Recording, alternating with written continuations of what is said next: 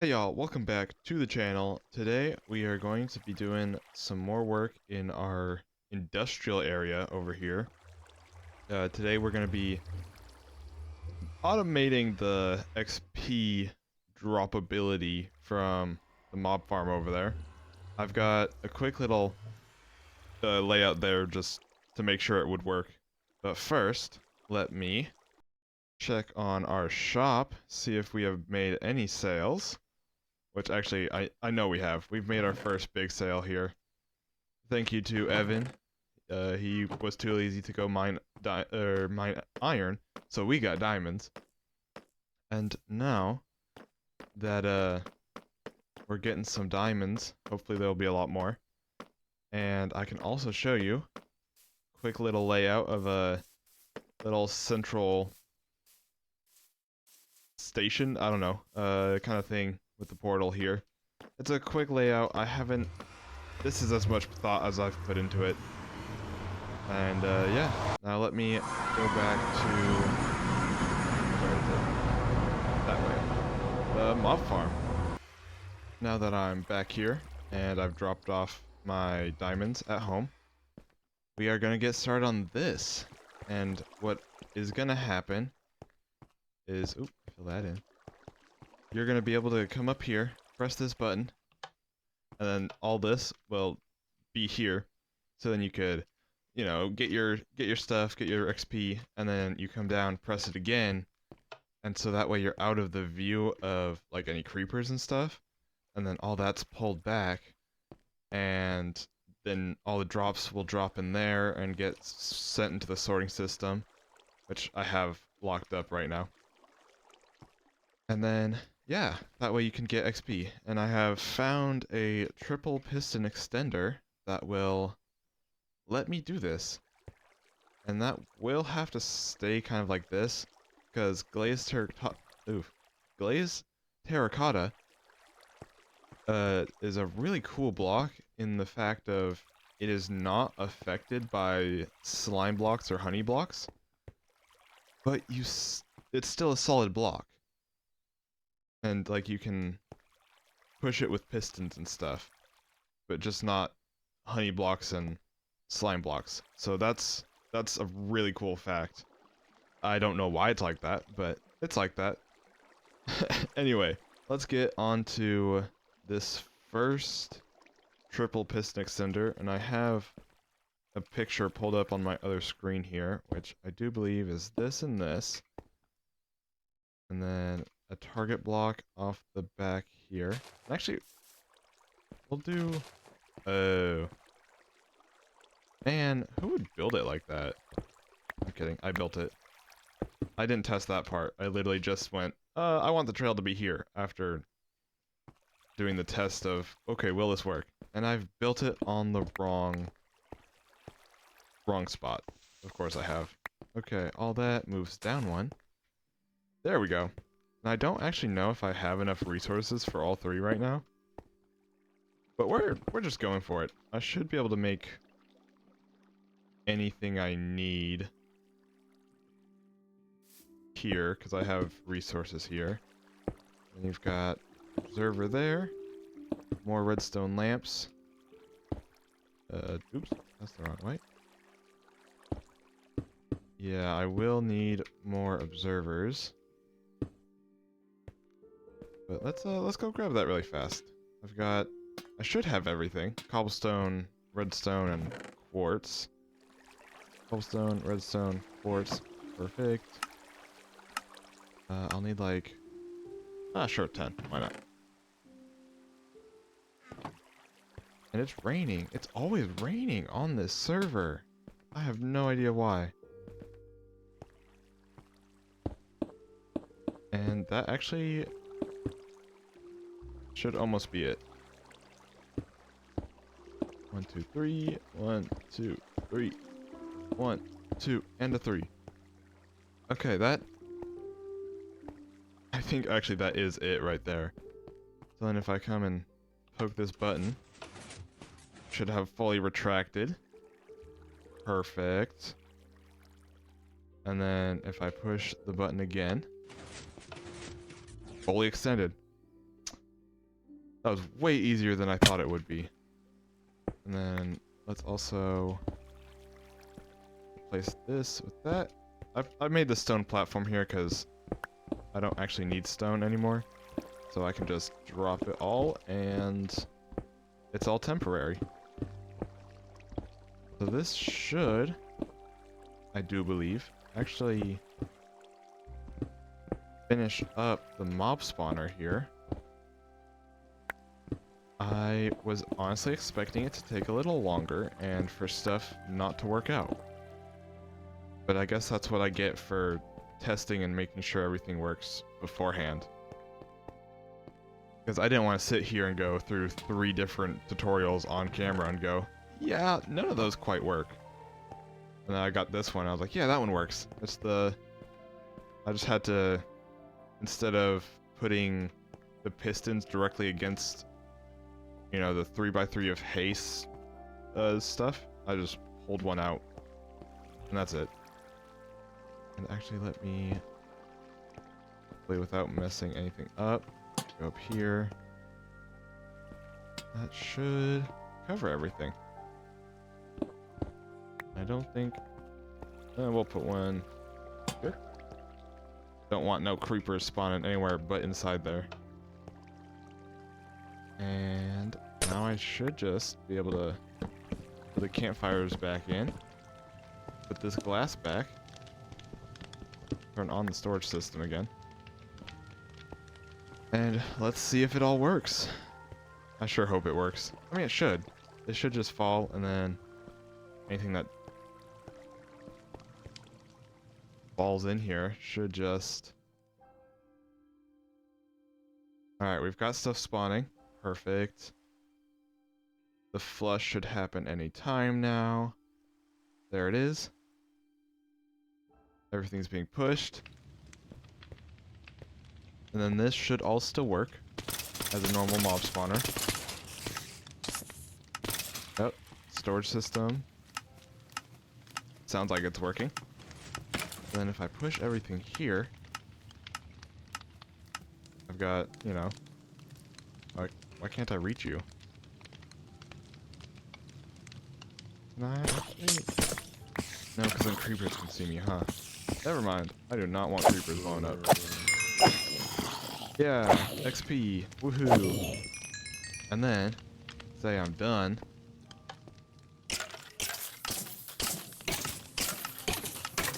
Drop everything back in.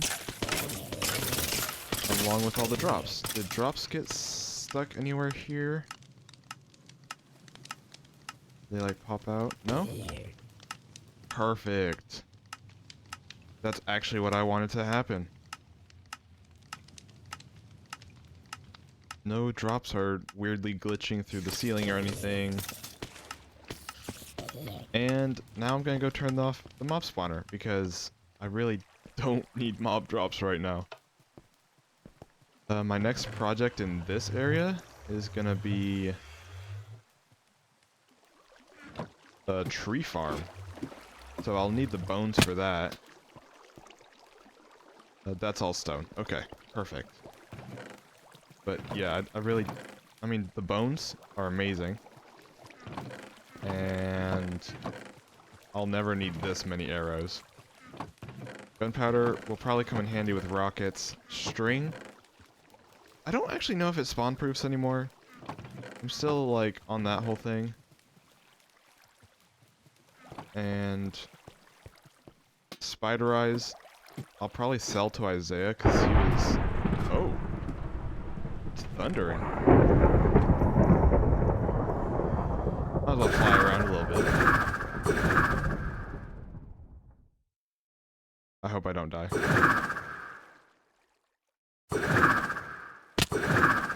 Perfect. If I did, I had... we got totems of a dying now. I don't think that was in last episode. But we did a server difficulty change. It was on easy. That was the default for the server hosting program stuff. So then we were like, wow, this the raid farm doesn't really, you know, give you a whole lot because it wasn't giving you the difficult more difficult mobs. It just gave you the pillagers and a couple vindicators every once in a while. So we looked at the difficulty and went, oh, it's easy. So then we had a whole server-wide, do we make it a harder difficulty? And we turned it to normal for this last week, and it should be going to hard sometime soon. I think. Or a couple weeks. I don't know. It's normal right now, I do believe. No, it's still easy. I know it was turned to normal, because that's how I got the totems, but I don't know. I'll leave that to Sam. He's the server master person. But if I head home really fast, I can show y'all what I've been doing off camera, because it's honestly, like, I've spent a couple hours on this between gathering resources and actually doing it. Like 3 or 4 hours, and with my schedule, that's a good chunk. But hopefully you guys like it once I teleport on through. We've got a textured porch area foundation. I'm not fully in love with the terracotta, but the granite is definitely the right way to go. Yeah, I don't know about the terracotta. So I might replace the terracotta with something else, but the granite I think is gonna stay. And it's roughly textured. It's not perfect, because I don't do a lot of texturing. Oop, I just fully bumped my mic. I don't do a whole lot of texturing, but I've got the general common walk paths is kind of the most worn, and then you've got like the sometimes used paths as the in between, and then yeah. I don't know. I spent a couple of hours doing all this, and I had to go find a lush cave, so that took even longer, because ain't no way I'm trying to harvest up all that terracotta without a mesa or a lush cave to smelt all the clay. But I've been working, and I told Sean we should put the mending villager in this back little corner here as like the back alley mending trades type thing. Almost like it's counterfeit mending, even though there's no counterfeit mending. And then back here, I kind of want to make it like put a bench and like, I don't know, maybe a hot tub, because, you know, that's what you do on your porch area. I don't know, some kind of lounging area, because then you've got the sun right there, and the sunsets. I just thought it'd be cool, and since we don't have the windows there, I don't have to worry about the panes melding or combining or connecting. There it is. Connecting to other solid blocks. And I have so many bricks now, because I did all the brickwork, and then, you know, you replace most of it with the texturing, and so yeah, that's our iron farm profit, just so Sean knows. And what else? I made the basement a little bit bigger. I don't know what to do down here, but I made it bigger. That's really it. It's like even the floors, or the stairway is not even connected to the floor. And let's see. I made a little library area up in here, so like you're walking through all the bookshelves, and then you've got the super inconvenient library, but I just thought it looked cool. And then you'd, you know, grab your book and come on down. And, oh, there it is. Nope. There it is. You'd come down, and then this would be like a reading nook, some kind. I think that's all I've done, honestly. Yeah, foundation and texturing. I haven't even done anything with the attic. It was mainly getting stuff for texturing and then texturing it, which I'm not super in love with. So, feels like a great use of time. I also hung out with Sam a little bit, and I bought honey off of him. And hopefully here soon, he'll be opening a honey shop. So then I can go buy more from him. Even though I don't need more this second, but... Oh, Evan's asking how much for a mending book. Now the question is, what pricing do I do for the book itself? Because usually we've been doing 2 diamonds plus resources. Because then it's like we spent the time getting all the emeralds and stuff to trade for. To get the mending, so then if you just trade for it, just a charge of the breeder, basically. Dude, there are so many villagers. Is there a way to... That's all Sean's problem. If the server crashes, it's Sean's fault. But let me figure out pricing for a mending book really fast. Alright, I did some mending dealing with Evan. And sold it to him for 4 diamonds. Which I'm not sure how pricing goes, but I think I'm okay with that for now at least. And he showed me... Well, no, he didn't show me anything. He gave me some tips on texturing. And then I showed him the triple piston extender back here. I figured I should fully walk you guys through. Oops, not the right button. This one. Walk you guys through what's happening here. So as far as I can tell, because I looked up tutorials on triple piston extenders in, you know, 1.21 Java, because that's what I play. And I went through 4 or 5 that all had no audio, except for game audio. So it's just people placing blocks, which, I mean, it's cool for them, and I'm sure they get all the stuff they need out of just going, alright, here's this. But basically, you've got your redstone input here on this line, and then I'm not sure which one happens first, but this observer notices or sees the update, and then redstone pulses, and then the hay, or not the hay bale, the target block also redirects the power into the redstone lamp updates, observer notices and pulses, and then another redstone lamp and more updating and pulsing, and it, with the redstone pulsing of each block, it magically does all this stuff. As you can tell, I'm not super technical. I just go, yeah, I understand how it works. And that's about it. And I can adapt it usually to whatever I need. So, yeah, that's kind of the general... These see that and do that, and everything kind of works out. And I wanted to show you guys really fast why I'm doing this. When you turn on the mob farm,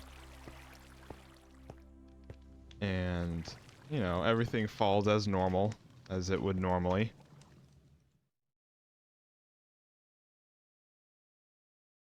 Wait, did I already show you guys? I don't know.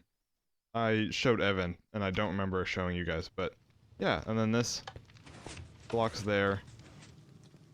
Yeah, I did show you guys. I'm sorry. That's on me. Stuff falls, and then stuff dies afterwards.